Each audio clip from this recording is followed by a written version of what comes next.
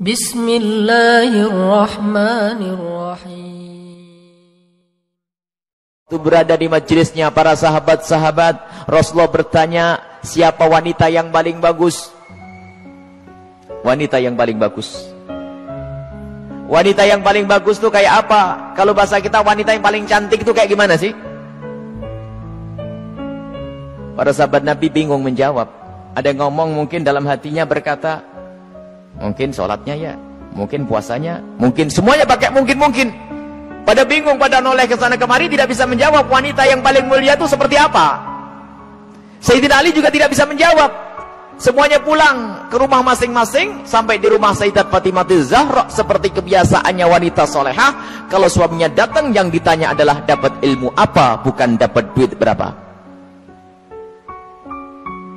Sayyidat Fatimah Zahra bertanya, wahai suamiku, apa yang kau dapat dari ayahanda?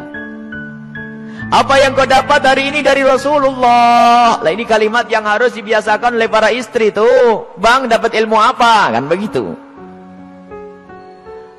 Sayyidina Ali menjawab, kami dapat banyak, cuman kami juga dapat pertanyaan yang kami semua tidak bisa menjawab. Pertanyaan apa? Wanita yang paling mulia itu seperti apa? Wanita yang mulia itu seperti apa? Dijawab oleh Siti Fatimah Zahra, aku yang punya jawabannya. Apa?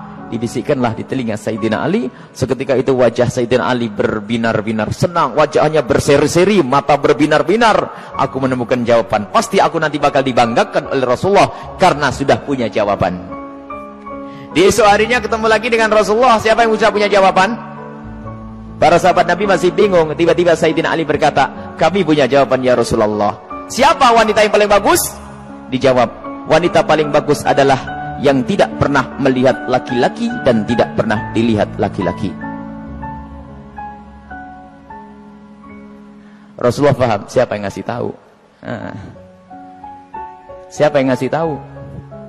Sayyidina Ali malu. Yang ngasih tahu tentu orang yang paling dekat denganmu ya Rasulullah. Sayyidat Fatimah Zahra yang membisikkan bahwasanya wanita mulia adalah yang tidak pernah melihat laki-laki dan yang tidak pernah dilihat laki-laki. Maknanya apa? Bukan tidak melihat seperti ini, maknanya apa? Kalau dilihat laki-laki nggak senang. Dan kalau ada laki-laki tidak penasaran, siapa itu? Oh hidungnya, oh bukan itu rendah. Dan wanita mulia adalah di saat dilihat laki-laki itu merasa tidak nyaman, bukan malah goyang pinggulnya yang dientahkannya. Ini wanita-wanita rendah, malu kalau dilihat. Kalau merasa ada laki-laki memperhatikan, merasa risih. Itu iman di dalam hatinya, itu kemuliaan, itu wanita mulia. Itu maksudnya. Bukan lalu menutup, tak boleh dilihat, aku harus di kamar saja. Bukan, keluar dengan cara yang wajar, dengan mahram, dengan kelombongan wanita, dan danannya tidak pamer, yang sederhana. Akan tapi lihat, di saat diperhatikan laki-laki merasa risih hatinya. Kalau semua yang ada di tempat ini merasa seperti itu, itulah pecinta Sayyidat Fatimah yang sesungguhnya. Sekarang rusak zaman. Wanita keluar semuanya pengen pamer apa yang ia miliki. Sudah begitu ngaku, aku pengikut Rasulullah. Aku sering hadir marhabanan. Maulid Nabi, ribuan manusia yang datang, aku insya Allah dapat syafaatnya Rasulullah. Tapi nggak nyambung dengan Sayyidat Fatimah Zahra. Jadi kita harus berusaha untuk menjadikan diri para wanita-wanita ini merasa tidak nyaman, tidak senang kalau tubuhnya diperhatikan oleh kaum pria. Ini iman, itu kemuliaan. Jadi tidak nyaman. Dan itu ada sifat-sifat semacam ini. Ada merasa risih. Ada yang Masya Allah kalau sudah diperhatikan merasa, waduh wajahnya mulai putih, kuning, hijau tuh.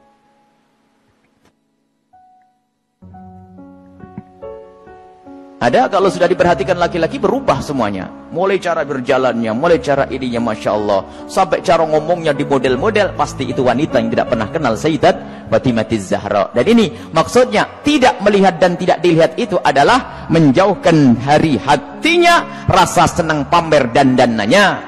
Sampai suara pun dijaga.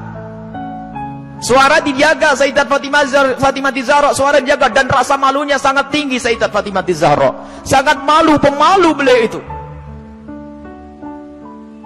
Pernah suatu ketika berada di teras rumah, bukan di teras, karena rumah jangan dianggap kayak rumah kita. Sebab rumah Rasulullah dengan Sayyidat Fatimah Zahra kalau digambarkan, kalau Masjid Nabawi ini segede ini dulu tuh. Masjid Nabawi kurang lebihnya seperti ini, seperti Masjid Taqwa ini sebelum dikembangkan. Jadi rumah Rasulullah itu, rumah Sayyidat Fatimah Zahra ada 5x5 di situ. Seberangnya ada rumahnya Sayyidi Aisyah, di belakangnya ada rumahnya Sayyidah Saudah. Kemudian nanti istri Rasulullah yang lainnya ada dijajar begitu. Jangan dianggap rumahnya di kampung sana, di kota sini, bukan. Jadi rumahnya hanya kecil-kecil begitu. Sehingga ada fitnah yang pernah disebar bahwasanya Siti Fatimah Zahra pernah ditendang Sayyidina Umar bin Khattab. Ini kan fitnah pada Sayyidina Umar. Memangnya nggak ada yang dengar yang lainnya. Kecil begini, kalau sampai Siti Fatimah sampai jerit-jerit nangis pasti kedengaran. Ada ya sekelompok orang yang berdusta mengatakan Siti Fatimah Zahra meninggal karena dipukul oleh Sayyidina Umar bin Khattab, perutnya sampai keluar. Ini lucu cerita ini. Dipikir rumahnya itu di kampung sana ya, kampung sini, bukan. Itu loh rumah Siti Fatimah. Kalau ada di sekitar masjid ini, mepet. 5x5, 4x3, rumahnya itu rumah dipikir rumah kayak apa begitu, bukan. Jadi rumah Rasulullah dan semua keluarganya itu kalau dikumpulkan hanya 200 meter. Allah. Dan sangat sederhana. Lah itulah, suatu ketika Sayyidat Fatimah Zahra berada di depan kamar, di depan rumah bersama Asma binti Umais. Asma binti Umais itu adalah bekas istrinya Ja'far At-Tayyar.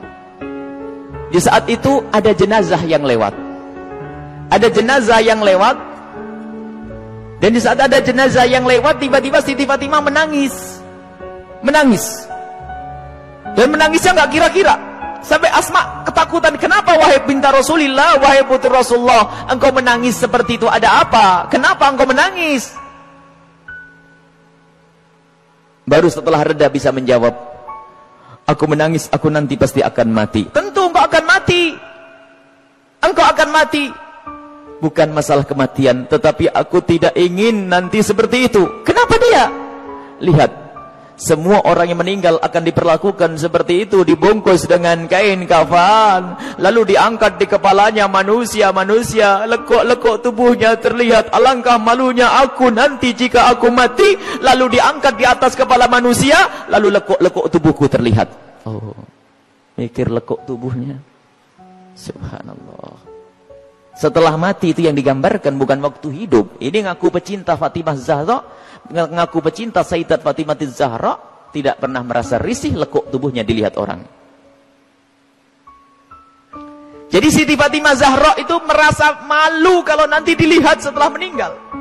Lalu Asma bercerita, wahai Fatimah, waktu aku di Habasyah, aku melihat ada orang itu, kalau ada orang meninggal, itu dibuatkan satu kotak.